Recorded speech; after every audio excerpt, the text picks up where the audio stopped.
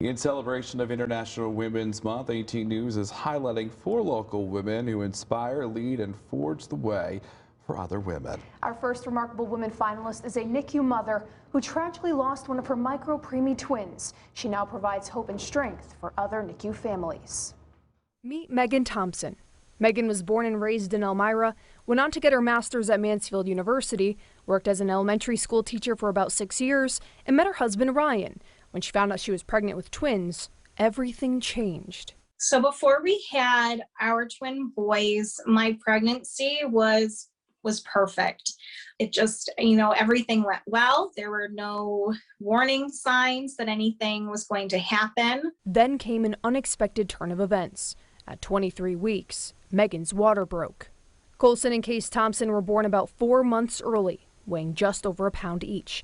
They were taken to Arnett Ogden Medical Center's neonatal intensive care unit before their mother even got to hold them. Immediately following his birth, Colson was dealing with a number of severe health issues, complications doctors said he probably wouldn't survive. On my birthday, we spent most of our day with our boys, and then I finally went home with my husband after a long day, and we were just going to have some dinner and go to bed. And as soon as we finished our dinner, we received the call that Colson had air in his belly. They made it very clear to us that it was going to be difficult and chances were very low that it would work and that he would make it through. I think we both knew that we had to let him go so that he could be with us and not on a table, surrounded by strangers. Even though Case didn't have as many complications as Colson, he fought in the NICU for 113 days, now with a guardian angel looking over him and his parents by his side. I remember just holding him, and it was, every emotion. It was love, happiness that I had him, pain that I didn't have his brother, that he didn't have his brother.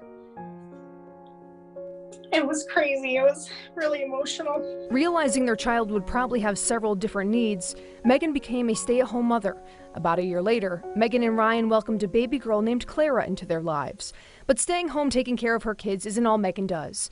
Megan's actively involved with Embrace the Journey, a NICU mother support group, and the Children's Miracle Network. She also created a business called Angels and Miracles Creations, where she creates clothing designs to bring light to other families going through similar experiences.